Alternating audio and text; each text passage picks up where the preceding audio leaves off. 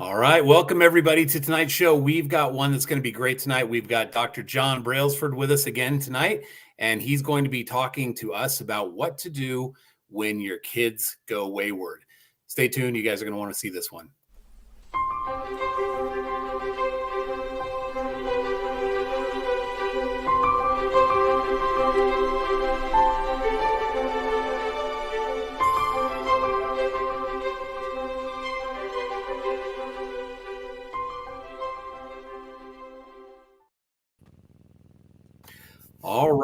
All right. Welcome, everybody.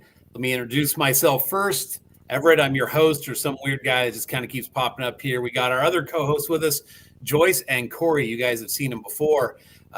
Again, I don't know if we've got the message out a little bit. We've had a little bit of technical difficulties getting this thing started tonight. So when we normally post this for everybody to see, StreamYard's got some issues tonight where I don't know. They're not playing happy with Facebook. So hopefully the notifications are getting out and everybody's able to see everything. So either way, we're happy to have you with us if you're watching this live or if you're going to watch this later. So we tonight have a very interesting show. We're going to be talking about what to do when one parent kind of goes astray, kind of maybe leaves the church, and the other parent is active. What does that do to the kids? Because this is a very common thing where one parent's like, hey, with a divorce, I'm out. I'm not going to stay part of the church. I'm checking out. I don't want to do this anymore.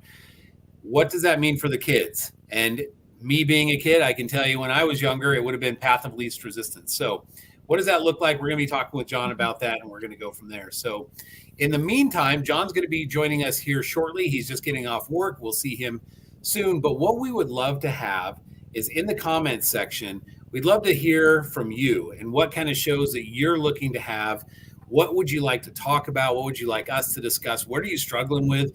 We want to know. In the meantime, for anybody listening to this, if you have not done so already, one thing that would help avoid this kind of confusion like we've had today with Facebook, please hop over to our YouTube channel if you haven't done so already. Subscribe to that and hit the notification icon.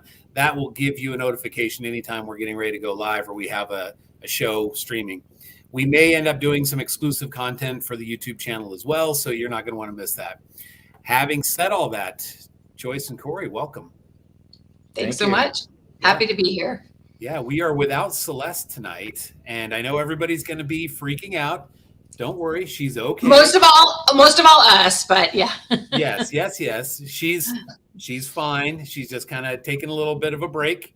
Lots going on in life right now. Busy. So no worries there. But guys, we've talked about this a lot. While we're waiting for John, I just kind of wanted to discuss some of the things that we've talked about as far as what kind of topics are people normally struggling with. Now, we know next week we're going to have a great show. We've got Lotus and her fiance coming on. Mm-hmm. So that one's going to be pretty awesome. People always love to see, especially somebody like Lotus, who, she's an amazing person. They want to see her and her situation, how everything's working out, how great it is for her. We're super excited for her. But I think she's somebody that had to wait for a little while. She's somebody that didn't come right away. So, that's going to be a difficult situation for some people to hold on tight. Some people just, after a while, they're like, deuces, I'm out of here. Well, and what's interesting, I think, about Lotus and her fiance is that she has been single for a while, but he hasn't. Mm-hmm. Like, he was not too recently or fairly recently divorced. And so it's kind of, it'll be really interesting because they both come from different perspectives, and to kind of see what was it that, that connected them? How did they meet? All of those kind of great questions that I think we're all wondering about. So, yeah. It's amazing because if you think of that situation when you've got Lotus, who's kind of been waiting and you've got a lot of people. I mean, Corey, we've talked about this before. We did a whole podcast on, holy cow, how long do I have to wait for this? But imagine if this guy that she's now engaged to, I don't know his name, so I apologize. I'm not trying to sound random here, but what if Lotus had just been like, you know what? I'm done. I give up. It's not happening. I'm out. And right before he becomes available, she checks out. Sometimes the blessings just require a little faith. Just hold tight. It'll happen. You just got to kind of believe. So yeah, that's going to be a good interesting. Well, it's interesting too because I've been working on a book, and the book is about like Is it a ancient Star warrior Wars book? wisdoms. No, no Star Oh, Wars. not No, it's ancient. Yeah. ancient warrior wisdoms for cybersecurity personnel. It kind of talks about stoicism, and it talks about Sun Tzu and all these different like ancient and even modern like leaders, and Mhm. some of the philosophies behind being a better person or being a better warrior or being mindful of certain things. And one of the ones I picked up on when I was looking through different warrior wisdoms is it said don't chase after people, make yourself the object of pursuit. Like, and I think what happens is when people are in that pursuit mode, people sense it, and it maybe even scares Mhm. people off. But if you make yourself attractive in many different ways, it could be looks, it could be personality, it could be, hey, you know what? If I find somebody, I find somebody. If not, I'm a happy person. And then Yeah. people will be attracted to you. But when people are angry and disappointed and this sucks and our community sucks and nobody ever likes me and this is never going to happen, and that's the energy you put out, then you're not making yourself attractive. So I think Mhm. that'll be a good podcast to see, what they did. But I think a lot of people get Mhm. super desperate in our community because they don't want to be alone. I don't want to be alone, but I have to be happy with my situation. I have to be happy with me. And I have to also be happy with the fact that if I am alone the rest of my life, that's okay too. Yeah. And I Well, think and I people think are so desperate. I think the key is that it's not to say that we give up on wanting to be with someone. My point of view is that I've made a good life for myself. I can be happy. But could I be happier with the right person? Absolutely. Like, and Yeah. that's what's so interesting is I don't really want to be with someone who doesn't make my life better and happier. Yeah. Because I'm doing okay on my Yeah. own. But if I meet that right person and sort of the 2 + 2 = 5, because there's that Yeah. synergy. That's what I'm looking for, not just, just someone, just so I can be with someone. I want It's someone a who, it's a yeah, companionship, right? yeah, So yep. companionship is two holes. And Hmm. I two whole people. It's not, hey, I'm missing something in my life and you're the person to fill it, Yep. because that's probably what led to divorce in the first place, because when that person wasn't living up to your expectations and you felt like your needs weren't being met anymore, then conflict and problems arose. But if Hmm. you say, hey, I am 100% happy by myself, I could travel by myself or I could travel with friends, I have good people in my life, my kids love me, and wow, this other person showed up and they're a great companion. They just added to my life. They're not filling the needs or what's missing in my life. You know what I mean? I think that's what people need to mentally wrap their minds around. Well, and let's not forget there are things that you can do with other people that you really can't do alone. I mean, Well, there's a, true. a part of life that we're all looking for companionship and intimacy, and Yeah. so that is part of the equation. But yeah, to your point, like if we're miserable alone, then it's hard to say, like, how do we even know if we're going to be happy with someone else? If we Yeah. can be Well, think happy. of that. Look at what Mhm. you just said. I'm miserable alone. So and so shows up. I'm no longer miserable. Now, in the course of you getting along and getting to know each other, Mhm. that person has a moment in their life and they Mhm. step away for a second emotionally. And now, where are you at? Now you're Yeah. back to, I'm alone. I'm Mhm. married but alone. It's like, well, you never ever got over aloneness, you Yeah. know? Yeah. Yeah. Good point. Hey guys, just a quick side note for those people who are in the audience right now. If you're on Facebook, there's two ways to watch on Facebook. And I apologize. We tried to get this to work right. StreamYard, again, is a little bit wonky with Facebook today and yesterday for whatever reason. If you're watching it on the Facebook group, when you post in the comments, it will just say generic Facebook user. We won't be able to see who you are. If you switch over to the Flameless Facebook page, then we can see you, we can see who you are, etc. I don't know why it does that. It's just how Facebook communicates. So if a comment shows up and it says Facebook user, and you're like, hey, why do they just call me Facebook user? It's because you're watching it on the The Flameless group. group rather than the flameless page. So if you switch over, we'll be able to see who you are. Or conversely, if it's easier for you, go to our YouTube channel, even better, and we can see you that way too. So having said all that, yes, this idea, I mean, Joyce, I mean, I don't want to call out your situation, but talk about waiting, right? Yeah, right. Yeah. I've waited a while. So here you are, still faithful. Yeah. Still in the church, you haven't given up yet. Mm-hmm. And, I think was Wendy Nelson ever married before she married President Nelson? I don't think she was. I don't think she was. We can look that up though. But yeah, it is, and that the key for me has always been learning how to be happy. I've been so blessed in my career. I've been so blessed with my friends and with my family that I really do. I'm generally a happy person. Are there times that I really long for companionship? 100%. That's absolutely a truth. But I don't want to be in a situation. I've said many times in my life, I don't want to be, I would rather cry myself to sleep of loneliness in my own bed all alone than to cry myself to sleep of loneliness sleeping next to someone else. And because I think that happens. I think people, when they're in the wrong situation, they're terribly miserable and very lonely, despite the fact that they're with someone. And I don't want that. I want the right situation, someone who I feel that kind of a connection with. And so it's worth waiting for me because I am happy. If I was miserable and, wasn't trying to live my life the way that I believe I should, then, maybe I would be in a very different situation. But I just have been very blessed to sort of stay on that path, hold on to that iron rod, and certainly not perfectly. There are times it's hard to hold on, but I just feel like if we do that, we can be happy, whatever our situation is. That's really what it comes down to for me. I agree. Okay. I think we might be close with John, but John, for those who know John, is fantastic. He's great at what he does, but John is definitely not meant to work in IT. So I am trying to get him the link here. Yeah. So that we can get him I'm on. I'm the IT guy, but I'm already in the system, so I can't help John. Yes. All right. We're hoping to have him here soon. That's the whole purpose of this tonight, to talk about kids that have been torn between one parent who is inactive and one parent who is active. And that's a tough place for kids to be in.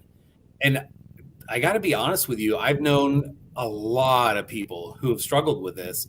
And I don't know a lot of people whose kids have just been like, well, I'm going to keep going to church. Usually, especially teenage years, they're kind of like, well, mom or dad or whoever it is lets me do whatever I want. So I'm going to go do that. And that's really difficult when you're the parent that's trying to say, we need you to stay on the path and keep doing what you're doing. So let's see. My apologies, John, sending me something here. No problem. Well, and I have to, in full disclosure, I'm not divorced and don't have kids. And so there was part of me that we were talking about this topic, and I thought, I'm not an expert by any means in this situation, but I am a child who was raised by a single mom. And so I have some perspective in terms of, kind of how the things that one parent does comes across to the other. And I think that, when I think about my situation, it's also very different because my father really wasn't in my life. He just kind of was the deadbeat dad. And he said, when he left, he felt like it would just be easier for the kids if one parent just kind of went away and let the other one, raise the kids, because then they wouldn't have that kind of conflict. And my personal belief, having lived in that situation, is that even when you differ very greatly from what your ex-spouse is doing, even when kind of how you're raising your children would be very different, it's still so valuable for you both to be in their life. Even if, it's a wayward spouse, they need that parent. It's just so much better, even if there's conflict, for them to know that they're loved by both of their parents. So, well, it might be a teaching moment too. It may be a chance if say the kids were in a very overbearing parental, the parents were like, I'm going to force you to be a deacon. I'm going to force you to be baptized. I'm going to force you to go to church every Sunday. And then all of a sudden the divorce happens, and then that force is lifted to then suddenly figure out, like, on their own, get their own testimony. And sometimes seeing the dichotomy or the difference between, say, one parent's household who's not living up to the standard, who left the church, and then the household of the other parent who, there's a spirit there. And, and maybe the parent needs to be, and we'll talk about this when John comes in, but I've seen people get so concerned for their kids that they create a very totalitarian environment. Like, we will pray 5 times a day together. We will, fast together. We will, hold hands around the table. So, I think that parents have to be careful not to be like overburdened, especially when the kids are struggling, is to say, well, man, every time I go to mom's house, man, she's like strict and making me do stuff and making me read scriptures for an hour. And I go to dad's house and it's video games and movies. And so, be careful with that too. Yeah. John, welcome. You finally made it. As soon as I came in, I am just slapped in the face with Corey's brilliance. Like, just we always are. We always are. Like, John, and you know what? As soon as John came in, he came in with his wonderful flattery. That's right.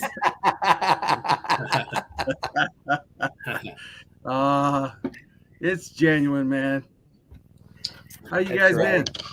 Good. So I heard you're talking about some important stuff tonight. Bring me up to speed. Yeah, we're talking about what happens with kids when one parent decides, I'm kind of not interested in the church anymore, and the other parent decides, I want to keep going to church and I want you to go. And I think we were just sort of talking here a little bit. My feeling is, and Joyce kind of grew up with a mom that was this way, and Corey has a little experience with this as well. And my feeling is that kids, especially in their teenage years, are probably going to take the path of least resistance. And the cool parent that lets them do whatever, then that's the way I want to go, instead of having to go to church on Sundays and follow all these rules I don't want to follow and all that kind of stuff. So what do you think, John? Well, I mean, I like what Corey was talking about coming in. I do feel it's important not to sort of be guided by what they want, because, when you're 14, what do you want? But definitely don't be ignorant to what they want and don't want. Be aware, of who your audience is. And me, Mr. Balance, you got to find that right balance. And if I'm trying too hard to get them to have faith, I'm going to ruin it. If I could care less whether they have faith, I'm going to ruin it. And for each kid, it may be different. Some kids may be more open to it and others aren't. I will say, pray for God to give you the answer on what balance to strike. But I agree with Corey. Leave them with a good impression of the church. Don't make them think the church is something it's not, which is, it's not a dictatorship. Of all the churches, it's probably more of a. It's not like dogmatic ritual. And it's got doctrine. It's got things like that. Yeah, but it's love and peace and that's what it should be.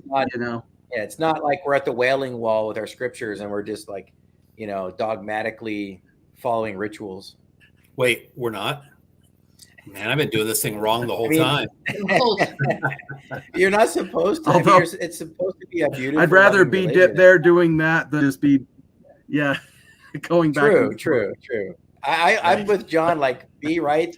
That actually looks a little relaxing to me sometimes. It's got to be balanced. It's not all. Yeah. Like with my boys, I was pretty here's the balanced thing. with them. Go ahead. No, go ahead. Oh, and I was just gonna say, with my boys, I always gave them the choice. But if I knew that they were struggling with something or didn't want to do something, I didn't force them to do it. So I knew if they kind of grumbled about saying prayer around dinner time, I didn't call on them to give the prayer. I would be an example and give the prayer. And then if they, if it was family prayer time and they were kind of like, I wouldn't be like, well, then, Michael, why don't you offer us the prayer tonight? I'm like, he's already annoyed. So now I'm going to make him pray. So have some balance there. At least he's participating in the prayer. Yeah. And he's there. That's what I mean by balance. Like, know your audience, know what's going on in their lives. Yeah. I always took the approach with my kids. I was the one that would sit there in sacrament. Now, granted, I always sit. My favorite spot in sacrament meeting is what I refer to as the box seats of sacrament meeting, which is the very back where I can get up and do whatever I want. And I'm like, this is much more cozy than sitting in those places up near the front where everybody sees you get up and leave or whatever. You go to the bathroom. Yeah. So, but my kids, especially growing up, I had a rule like, hey, if you want to go, that's fine. Or if you want to take your tablets when we go, that's fine. You just have to have the volume off. And so my kids would be sitting back there playing on their tablets, doing little Barbie dress, whatever. And, my feeling always was that if they were comfortable going, that was a win for me. And if they felt like, hey, this isn't so bad going to church, then that was okay. Because they would always give me their tablets afterwards, and then they would go to class and everything was fine. And there came a point when they kind of weaned themselves off of doing that. And so now when we go to church, every now and then they'll pull out their phone or something during sacrament. They're like, But I always found it really difficult.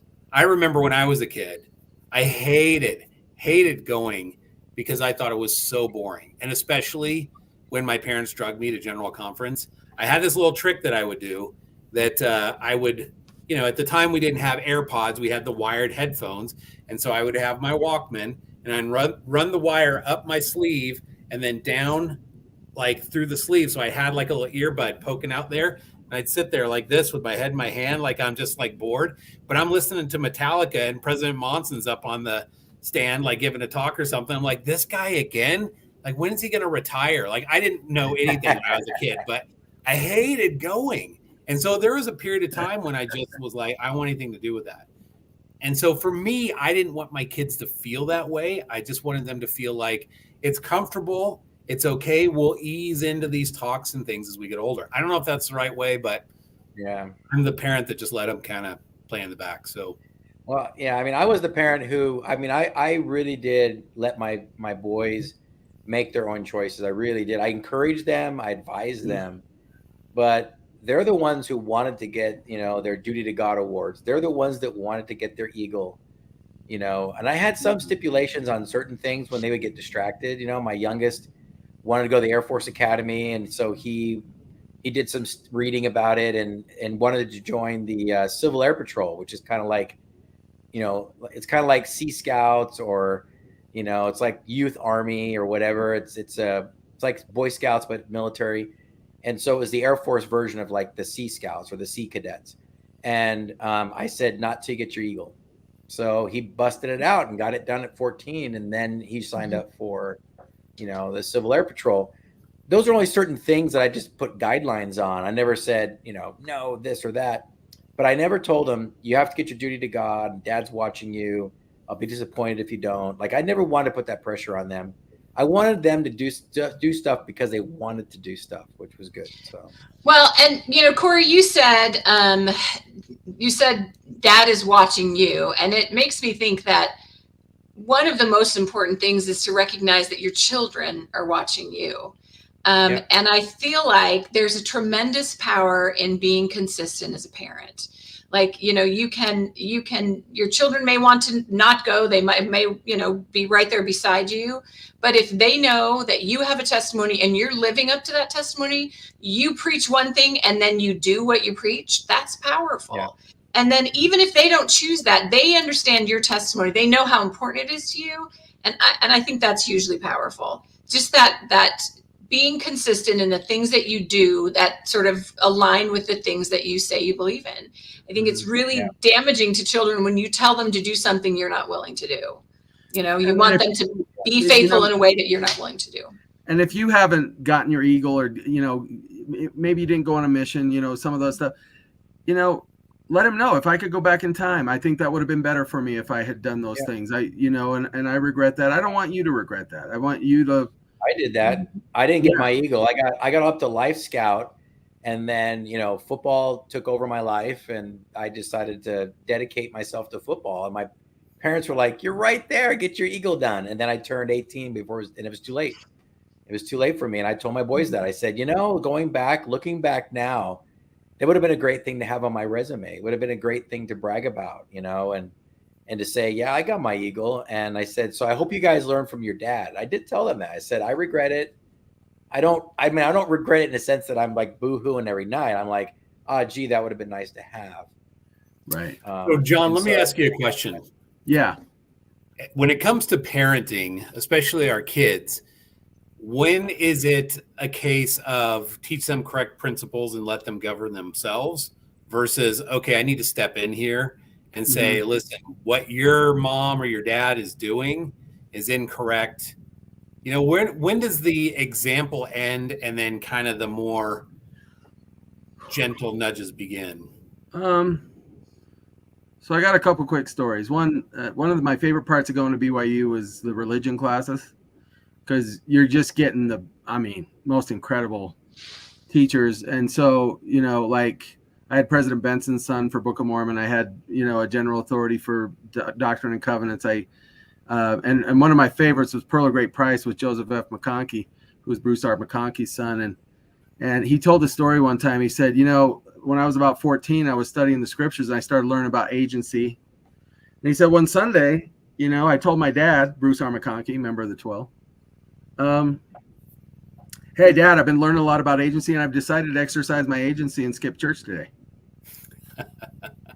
And Elder McConkie said, son, I am so proud of you that you're studying the scriptures. I'm so glad that you're learning about agency. Now I want you to go ahead and get dressed. We're leaving in 5 minutes. And so he thought, well, he didn't hear me. So his dad was walking through he said, Dad, you didn't hear me. Like, I'm going to exercise my agency and not go to church. And he's like, it's good that you're exploring that. I think that's great. 3 more minutes, wink. And he said, I don't know what he would have done. He didn't threaten me. I don't know what he would have done. He didn't seem disappointed. He expressed pride that I was searching the gospel. But I went, and he said, I haven't missed since, And what he felt was love. It reminds me of a story in General Conference in the late 70s. And I was only 14 or something like that, but it affected me deeply. And it was N. Eldon Tanner. He was an old dude from Alberta, Canada, which is where my mom grew up. And I knew it's a harsh environment. The farming season is not very long. And his dad, to make a long story short, his dad was going to go get some horses or something like that, going to leave town for a couple days. And he asked him and his brother to clean the barn while he was gone. And he needed that barn cleaned when he got back, but he said, when you're done with that, you can go fishing, you can have fun, you can go do whatever you want. That's fine. And so, but they decided to go fishing the first day he was gone. And they had so much fun, they fished half the day. The second day he was gone. And they finally get to the barn. And when he shows up on the wagon, he said to his brother, he said, I think I'm going to get my first whooping today. And his dad went in the barn, came out disappointed, walked straight up to him and said, I thought I could trust you, and walked away. And he said, he could have whooped me 1,000 times and it wouldn't have hurt as bad as that. And he said, and what I learned from that was that dad had earned that for all the years leading up to that moment by not hurting him, by not lecturing him, by being close to him, by loving him, by being a good father.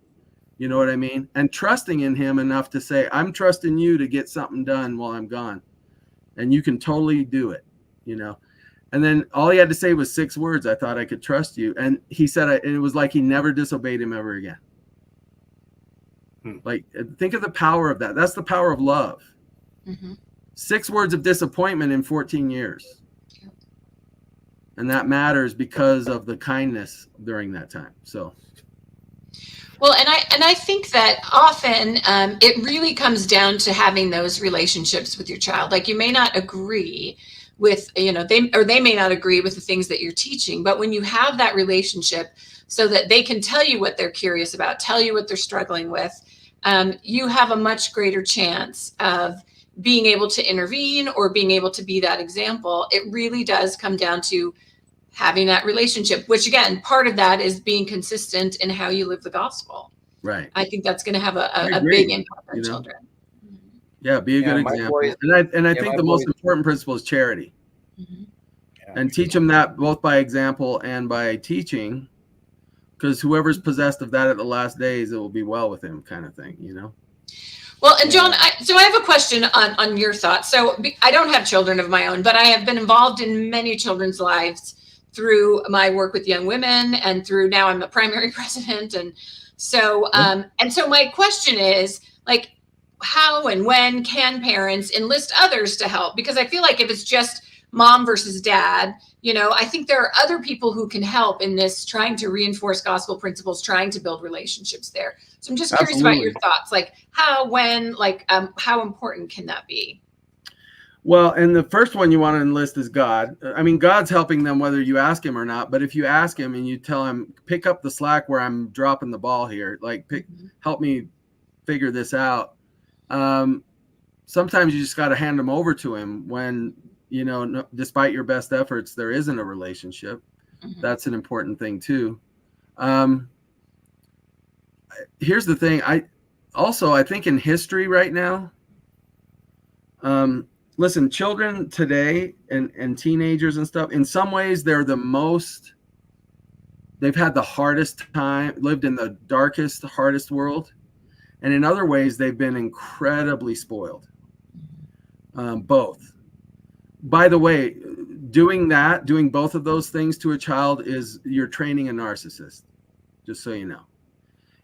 But history has been doing that. And look at what we're fighting against, to try to help them find the balance, right? History's not going to stay this way. I don't even think it's going to stay this way another month. And I'm not kidding. Any day now.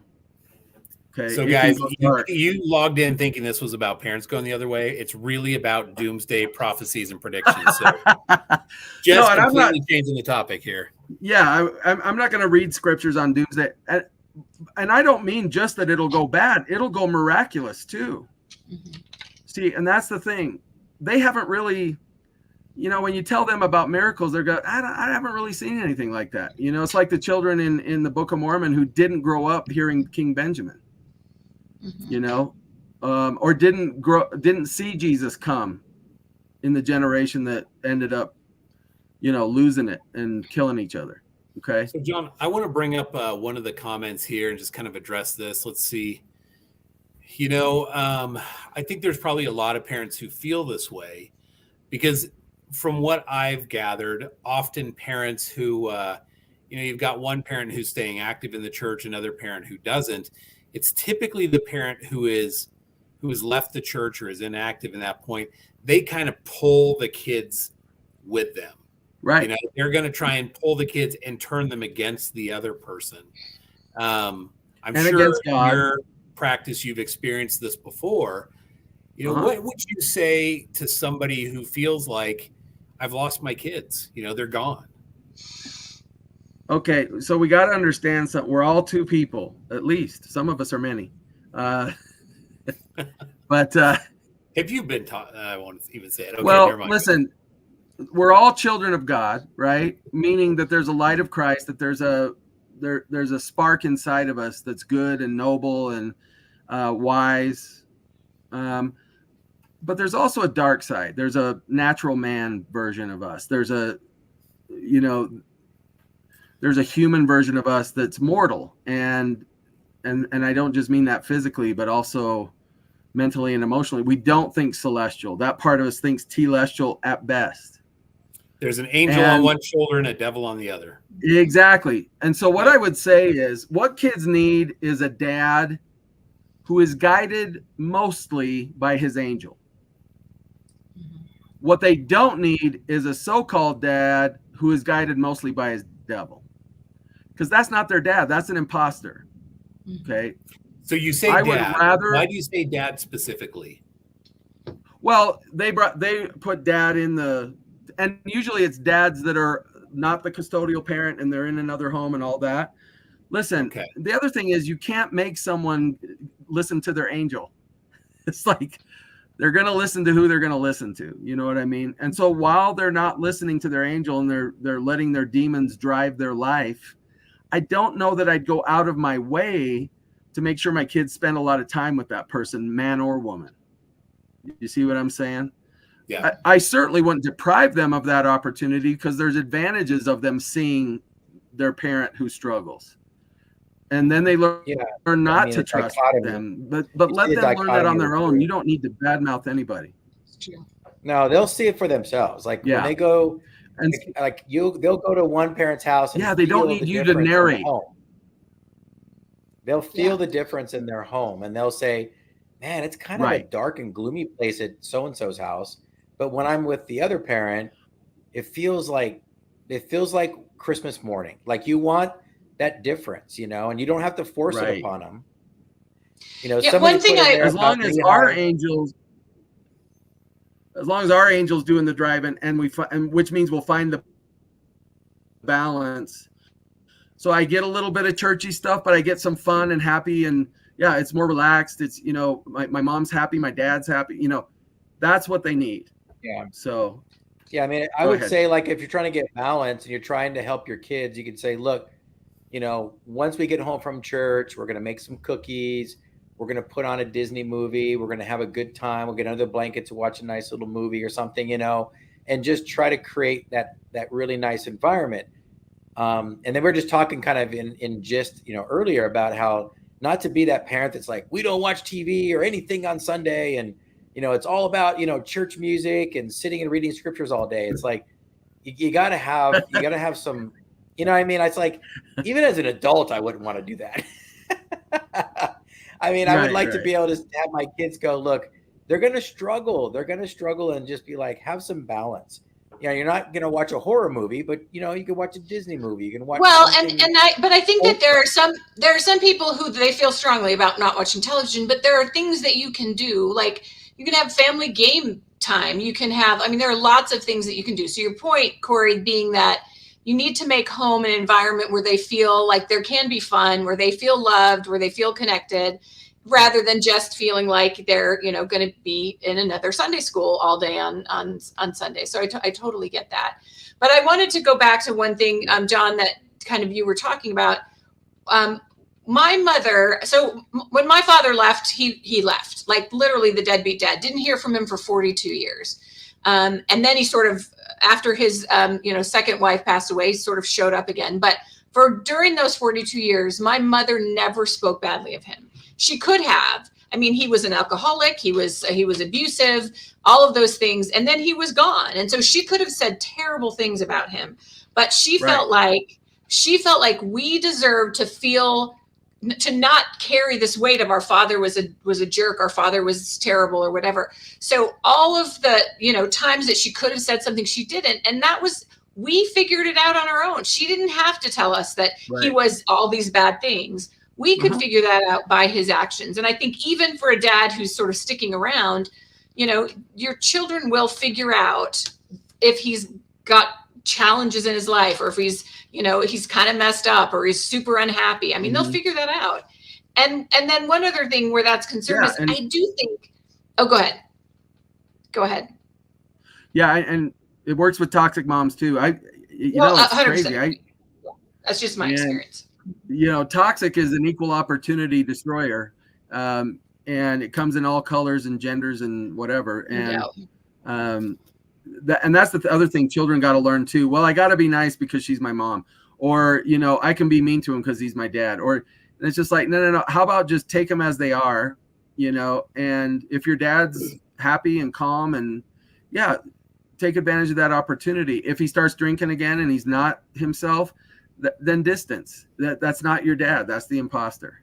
Mm-hmm. Mm-hmm. So what about a parent who is, sometimes there's a little bit of scorn that goes on there. Obviously, there's a friction between the two parties. What about one parent who pulls the kids away from the other parent And, we've run into this a lot too. So, for example, they're constantly in their ear, oh, your mom or your dad is a bad person and they're this and they're that. What? Obviously, for a while, the kids are going to believe that. Why would my mom or why would my dad lie to me? Why would they say that about that person if they're not really that way?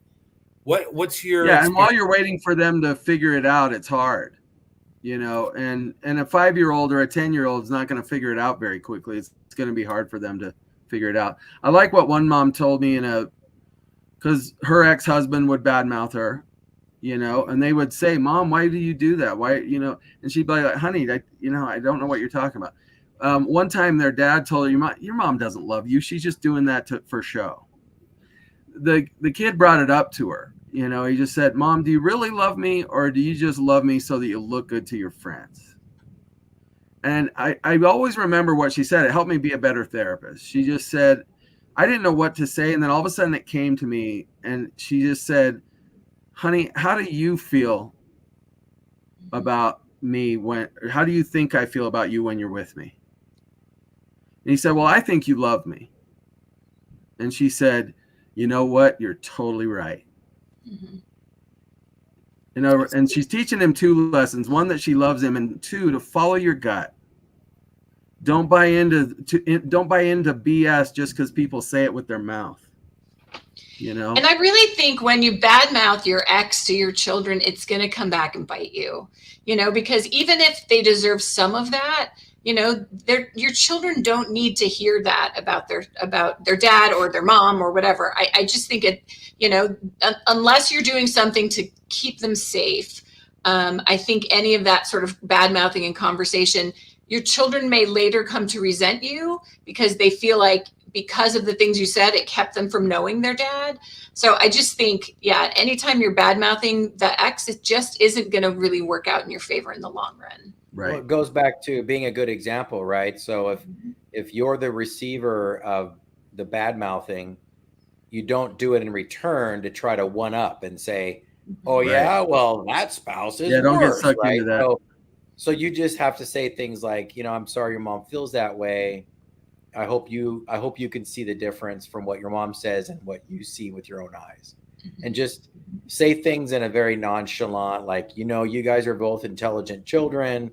I have faith that you can see the difference. And, your mom, I love her, and she's your mother, and, she's my sister in the gospel. And I'm really sorry she feels that way about me, but you don't try to go back and say, well, I'm going to one up her, or I'm going to get tit for tat, So going back to this original statement that we had up here, sometimes those parents can be successful in pulling the kids away, especially I believe it's the parent that's usually like, I've left the church. I want my kids to leave the church too. I'm going to bring them with me. It's kind of like misery loves company. So John, in your experience, when the parent is successful at pulling those kids away and convincing them that person, the other parent, is a bad person, does there come a point in time, maybe when they're older, maybe when their frontal cortex fully develops, I don't know what period of time that happens, but do they eventually have a light come on and be like, wait a minute, that other parent's kind of full of crap? Yeah, I mean, the answer is always yes. And so now I'm going to go a little more gospel. Here's the thing, man. We're all walking around in telestial bodies in a dark and lonely world, but I will say this. I think when you're doing that to a kid, I think you're harming the kid. I think you're in that scripture about the millstone and getting cast into the sea kind of stuff. It's some heavy stuff, and I mean, you're sending yourself to hell, both while you're alive and after you're dead. And so what's the saying? When your enemy's destroying himself, let him, and then you say, well, but the kids get caught in the middle. Yeah, but the plan takes that into account. They're not going to be held accountable for what they didn't know. They're not going to be held accountable for the lies that were told to them when they were impressionable. And whether they get it in this life or not, I guarantee you they'll get it in the next one, because I think we're all going to see with clear eyes. And we got an eternity to spend with these kids. You know what I mean? And 1,000,000 years from now, What do you think that other parent that was bad mouthing you that's sitting in hell is going to say?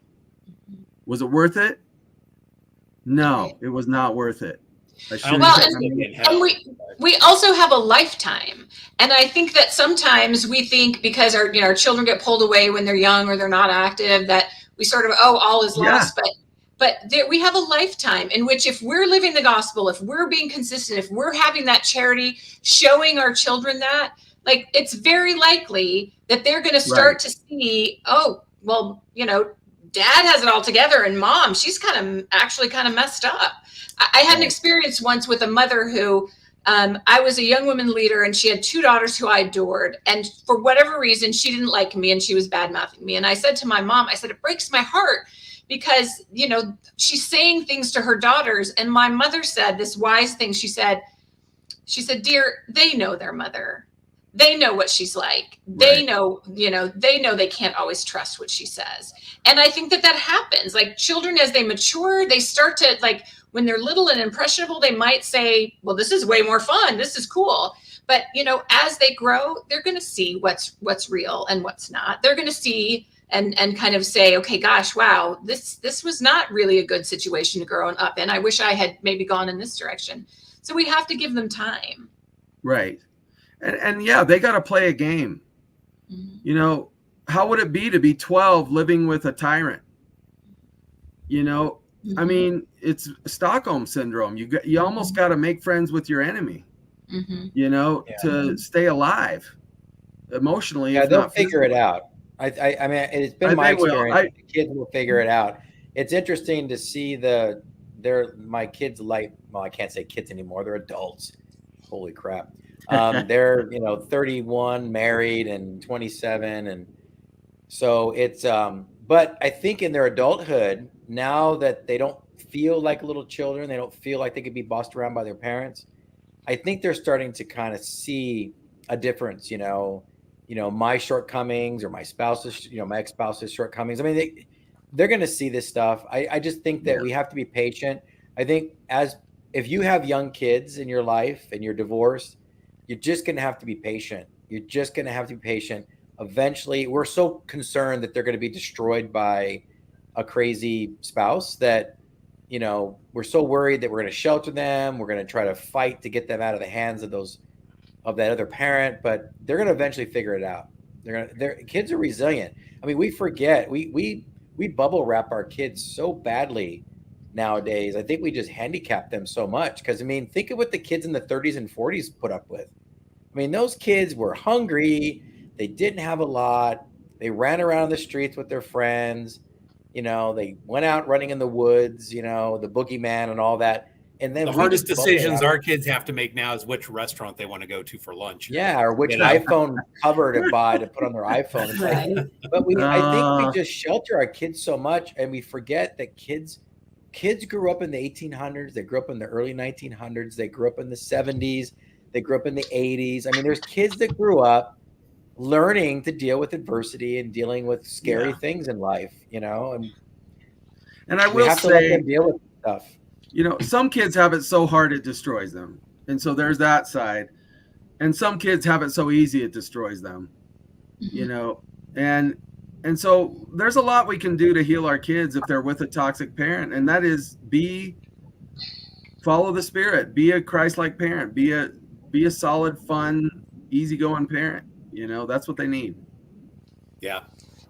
And John, I have a question.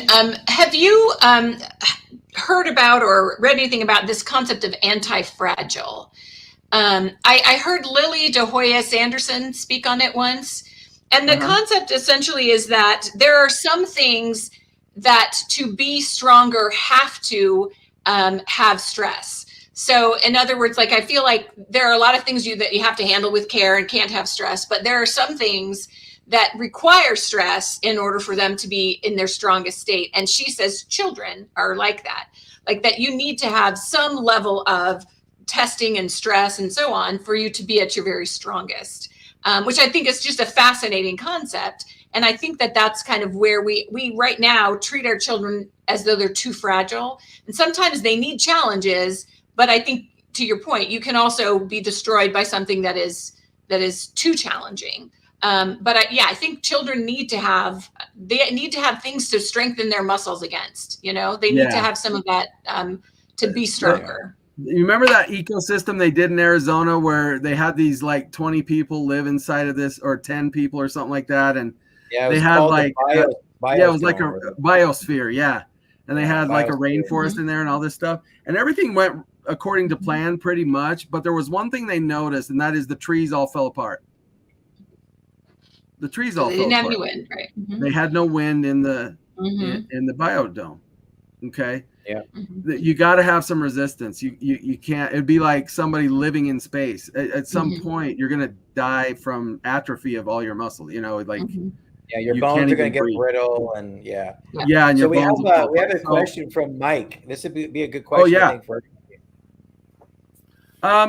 this is a good one because, and I want to just preface this real quick as well. I have heard this many times from other people that they're holding back and they're waiting. And once my kids are old enough, then I'm going to tell them the real story about the other parent. Yeah, don't do that. Again, am I going to tell them nothing, or am I going to tell them everything? I'm not going to do either one of those. Please don't. Balance applies to this question as well. Listen, I've worked with a lot of parents, and some parents, they would never cheat on their spouse in a million. You could pay them $1 million. They would not do it in a million years. And their ex will say that they cheated, and they'll tell the kids that. And I think it's okay. There's two things I think are okay. One is to set the record straight about what we did. I wouldn't make a lot of excuses and like get into like being defensive. I would just say, I would keep it to 3 sentences or less. That's a good rule for me. And I would just say something like, listen, I made some mistakes, in my marriage to your mom, let's say. And I could have done a lot better, but I have never cheated on anyone. Okay. In any relationship. Okay. Or you could say, I did struggle with that, but I've gone out of my way to correct it in my life. Okay. And either way you handle it, 3 sentences out. If they want to talk about it, just say, hey, you know what? You're 10. And I don't know that that's a conversation I want to have with you yet. Okay. Because part of my job as your dad is to protect you from topics that are a little bit above your pay grade right now. But that doesn't mean I don't trust you, and it doesn't mean that I'm not going to be open with you at some point. Okay. Yeah, my adult sons are like, so my adult sons have asked me questions, and I've told them, they asked me point blank, and I said, look, I've never cheated on your mother, ever. I never, ever cheated. I said, if she feels like I have, she feels like I'm not being dishonest, that's her issue to deal with. But I'm telling you both, no. And that's all I said. Kept it short, and I just kept it blunt and straight. That's the thing. They're adults now, so they're not little children that don't understand sex and oh my gosh, my mom and dad were doing it. Like, there's not that whole weird thing when they're kids, right? It's but now they're adults. They know, oh yeah, there is this thing that people do when they're married. So just make sure it's totally honest, and that it's appropriate for the level of development they're at. I say level of development because there's 20-year-olds that aren't ready to talk about that, and there's 12-year-olds who are. Yeah. And so you got to know your kid. You know what I mean? But don't let the other parent for a decade run roughshod over you making up stories, and you never respond to that. Okay. And I do think children will ask, and it may not be until that they're later, but when they do ask, then I think they're ready to know the truth. I feel like if they get to that point where they're got to follow the spirit and agreed. There's aspects of this I feel comfortable sharing with you. There's other aspects I don't, because I would just like you to be able to move on with your life and not have glass in your brain. Yeah. With all the details. So I think Mike was asking too, like, what if their kids become adults and they ask these questions? That's kind of why I was answering my question like that for Mike. Exactly. Like when they're adults, and just, But even still, I think that what we're talking about, though, I would be very, very cautious because I know specific people, but I know there are other people who are just almost like itching, waiting for that moment when they feel their kids are old enough to diss on the other parent. And by the way, I still would not badmouth the other parent. Agreed. I would Agreed. focus on, I didn't do this, or I did try to do this, or I messed up in these ways. Speak for yourself. Mm-hmm. Okay. When it comes to the other parent, I would limit it to something like, there were some deeply hurtful things for me in that relationship, and I wasn't willing to stand by and let those things happen. I do not want to get into the details of those things, nor do I expect that your mother has to get into those details, but I'll leave that between you and her. Mm-hmm. That's it. Yeah. So I can take someone who cheated on me or was abusive to me, or, whether emotionally, physically, or whatever, and I can just there were some deeply hurtful things with me, and I didn't feel I needed to stay in that situation for my own good. And so I chose to leave, but I'm not going to get into the details with you. So. What do you do if the other person is narcissistic and they are just waiting for that moment, and what they diss on you about to the kids is just a bunch of gobbledygook nonsense, and they're putting you in the bad light and them in the good light and all of this. Right, that's what a narcissist is going to do, right?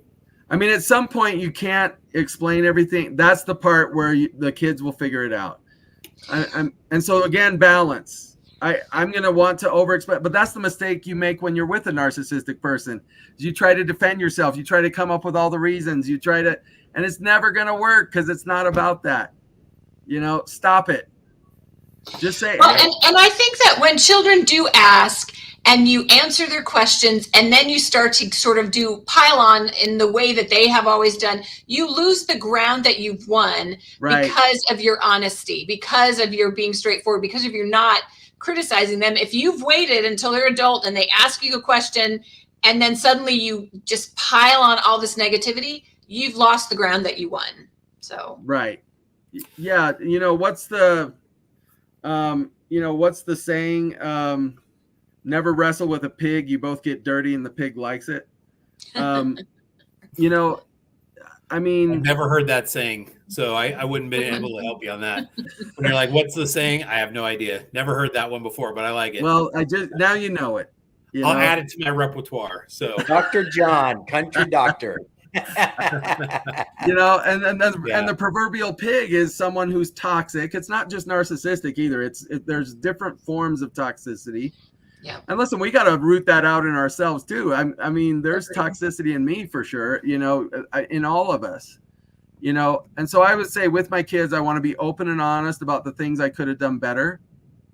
I want to let them know I could have loved your mom in this way that would have been better. I think it would have been helpful. And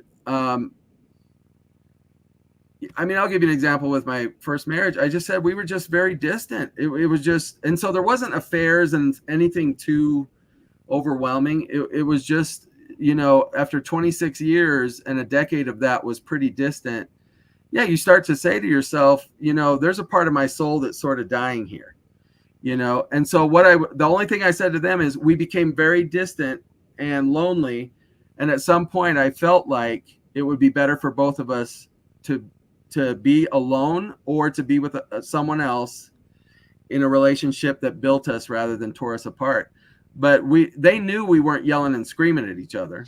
Mm-hmm.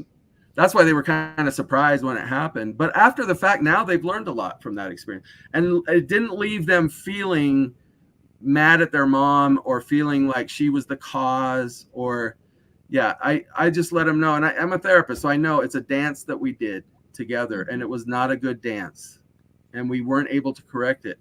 And I've also told them, if we knew then what we know now, we probably could have corrected it, but we probably wouldn't have learned what we know now if we hadn't left it. Mm-hmm. And so you never lose, you either win or you learn. Mm-hmm. And so I just said, learn from us, and now we're friends.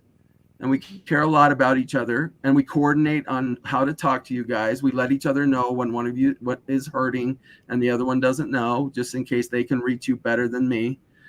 And when they feel that, all of a sudden it can actually become a learning experience, if not a downright healing experience. Mm-hmm. So we've kind of taken this conversation a little bit into where we weren't going to go necessarily when the one parent's bad mouthing the other. But I think oftentimes it runs hand in hand with one parent who is inactive in pulling the kids away from the church, typically being the one that's going to badmouth the other person. So for those parents who feel like, gosh, I feel like I'm losing my kids, or I've lost my kids, they're not going to church, what would you say to somebody like that who just feels like, I feel hopeless because all they do is badmouth me. I don't want to get in the mud with them. I don't want to wrestle with the pig too. But I feel like Mike was saying, sometimes you just want to defend yourself because you just feel like you're losing ground over and over and over again in this situation. What do you say to that parent? Give them some hope or something. What have you seen in the practice that you've dealt with other kids that go through this? Do they eventually say, okay, listen, dad or mom, whoever has pulled me away from the church and pulled me away from the other parent, and I went down that road for a long time, but do they boomerang back around and like, okay, now I'm getting a little wiser and I'm seeing what's happened here? Does that make sense? Yeah, I think in a lot of cases, but not in every single case, maybe not in this life. I just think God's always watching. He's always awake. He sees every word. He knows what's happening. Okay. Yeah. I mean, listen, we've just seen on TV, when children are butchered. Holy crap. What's going on there? God has the eternal perspective. I'm taking those little kids right into my bosom, man. They didn't get hurt. The ones who are hurting are the ones that did that to them. That's the children I'm losing. Yeah. You know what I mean? I never lost those little ones. They were always coming home. And so if we can trust God with that, I can trust him that one of two things. He'll either bring them around in this life, or he'll judge them gently in the next life and give them an opportunity to make up for the disadvantage they had with a parent that swayed them the wrong way. I really believe that. Well, and I'm a big believer in there are other people as well who can help you in that quest. I mean, I feel like if you're really struggling and you need to make sure your primary teacher for your child knows that they need some extra love. They need to feel like they're loved and wanted to be there. I've had some very close relationships with young women, and I feel like I've helped them stay on the right course. Certainly it's in cooperation with parents, but I was another person who loved them, another person who made them feel wanted, another person who kept them on the right path. And so I just feel like there are lots of people who are at church who also have an interest in loving and helping your children. So use those opportunities, like you're not in this all alone. There are other people who really care about your children and want to help. Yeah. Yeah. John, are you familiar with Carlford Broderick? Does that name ring a bell? Yeah, absolutely. Yeah. So Carlford Broderick was the head of marriage and family therapy at USC, and he was a prominent LDS therapist. And actually, he was the major professor of one of my professors at Florida State. So she and I would share, swap stories about that. And I met him a couple times at conferences and stuff like that. And really funny guy, really, really good guy. Yeah, I liked him. Well, he's kind of dead now, but he died 25 years ago or something like that. The reason I bring him up, he has some fantastic books. I don't know if you've ever read, let's see, hold on, I put it in here. One Flesh, One Heart. It's like a mile long, Putting Celestial Love into Your Temple Marriage. Have you read that book before? No. Are you familiar with any of his stories? Definitely with his stories. My mom married my dad on a dare. I think that's the title of one of his books. Or My Parents Married on a Dare. That's the name of one of his books. And I remember the stories from that one. And yeah, he was funny. Well, if you ever get a chance, it's a great book. But he tells a story in there of a lady who, when she's younger, she starts dating this guy. He's not LDS, and they get married. And the guy joins the church. We've all heard this story before, right? Joins the church. And of course, joining the church so that we can get married. And then not long after they get married, you know what happens, right? He kind of falls away and leaves the church, kind of what we're talking about here. Yeah. And I think they had 3 kids, if I'm not mistaken. And usually, like Joseph Smith said, when you leave the church, you know, you go one way or the other, but you're just not on neutral ground, right? Or as Elder Maxwell used to say, they leave the church, but they can't leave the church alone, right? So he was kind of one of those types who was just bringing the kids with him. Like, I gotta bring them with me. I gotta make sure that they hate the church and everything else. And Carlfred Broderick was their stake president at the time. And he's like, you know, this lady would come to me and I'd always want to tell her, just dump that bum. He's like, you know, toxic, like brutal. And she would come to him crying and everything. And he's like, oh, here we go again. And he tells a story about one time she came to him with, you know, kind of this thing again and said, I would like a blessing. I need a blessing on what to do with my husband. He's like, I got this, easy. I know exactly what to say, right? Like, I'm going to tell her, get rid of this guy. Like, he's no good and he's dragging your kids away and everything else. But she was like super strong. Anyways, he tells a story about him laying his hands on her head. And he said the moment he did that, the Spirit hit him strongly. And it's like he had this vision of her, of somebody who, I guess a couple of times she had either near-death experiences or been like very, very ill. And it's almost like the Lord had given her the choice and say, hey, you can come home now and get rid of this trial, or you can stay and try and work through this. And he saw that every single time the Lord said, you know, do you want to keep going or do you want to escape this trial, that she would always square her shoulders and say, I'm going to keep going. Let's keep doing this. And I believe. And he said the Spirit told him in that prayer, he completely changed his perspective. And he said, you know, stay with him and I promise you things will turn around. And he said, as of writing the book, her oldest son, who everyone was just written off like this kid's bad news, you know, he's like his dad, chip off the old block. He had like completely changed his life and was now on his mission. And the other siblings were kind of following in their footsteps of the oldest kid. And he said, even the dad, he wasn't fully there yet, but he's starting to make headway back, all because this lady stood firm in the faith, squared her shoulders, didn't give up, even when he was ready to give up as her stake president, be like, get rid of that guy. He's terrible. But I kind of use that as like an analogy to say, you know, I think in the long run, just like John was saying, that the Lord has this, and there's a lot of help from the other side that I think will come for those people who just hold firm to the faith. Don't give in to the other side. Don't get in the mud. Don't follow Satan. Your 2 wrongs don't make a right. Don't bash the other parent back, but just keep doing what is right and let Heavenly Father and Jesus Christ make up the difference. Yeah. Sorry, that was kind of a long story, but well, and flexibility includes doing whatever the Spirit directs. I mean, the Spirit directed Nephi to cut a head off, but the Spirit also directed Alma and Amulek to allow the wicked to destroy the innocents. You know, like, who knows? You know, God has his purposes. We need to be open to that Spirit.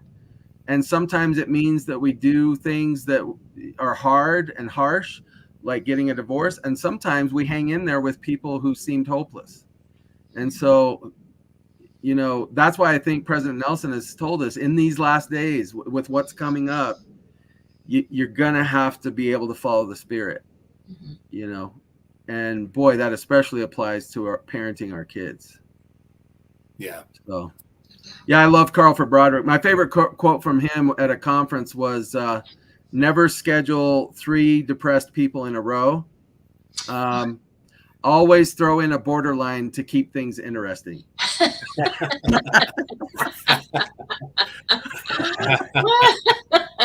know therapists that refuse to treat borderlines. I know.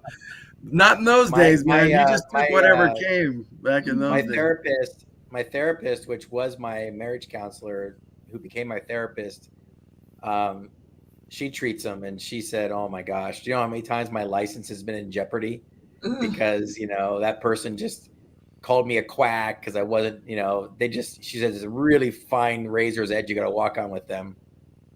Yeah, I will never do couples therapy or family therapy with any cluster B personality disorder. As soon as I catch on, I just let them know, hey, I'm going to refer you to another therapist. I'm willing to keep working with your spouse and your children, to basically help them recover from narcissistic or borderline abuse. Yeah. My counselor did the same thing. Yeah. Okay, She's so like, be honest though.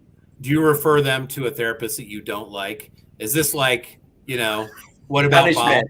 Bob? Where they're like, I've got someone. Yeah, man. Yeah. I'm dumping them off. Oh, there's that one therapist that was bad, that was really rude to me at that conference. I got her number, and here she comes, man.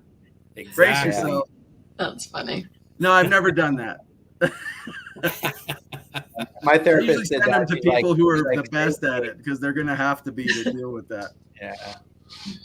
Yeah. My marriage counselor switched to my therapy, and then just basically coached me through the whole divorce process on how to deal with the situation. So, yeah. People need a lot of help with that, and that all of that toxicity is on the rise, actually. But I think it's about to be humbled. So. Well, Celeste and I were having this discussion the other day when, there comes sort of a sifting and a humbling, and the Lord kind of smites the wicked. It's going to start from within first. Starts with the church, the cleansing. Yeah. And the cleansing is all of us, really. I mean, no matter how righteous you are, there's something that needs to be cleansed. No. Oh yeah. None of us are there yet. So, yeah. Mm-mm. Well, John, I appreciate it. We are a little over on time. And for those who are interested, I think if you are watching this on the Facebook group, I don't think you can see the messages that we've been typing in the comment section. The Facebook group doesn't work so well, but we've had a problem this podcast with Facebook. Facebook did some changes to the groups, or not the groups. I guess it was the pages for posting on these, and supposedly they're fixing it back, but it's not there yet. So if you'd like to join us in the after party show, I've just put the information there. Check out the YouTube page. It'll be there as well. We'd love to see you there. If you haven't subscribed to our YouTube channel yet, please go over there, give us a subscription, and we'd be super grateful for that. Turn on the notification bell too. We'll have some live videos coming up as well. John, as always, thank you so much. Now, real quick before you go, you've got One Mind Tribe going. Tell us a little bit about that. What do people need to do to find you in that? There's nothing they can do. There's really nothing they can do. Are you not giving any speeches or any talks or any firesides or anything? Actually, yes. So there's going to be a singles event in Twin Falls on November 17th. I'm scheduled to speak there. It's going to be speaking again about the personal qualities of attraction. It was originally titled "How to Find a Compatible Sexual Partner Without Test Driving."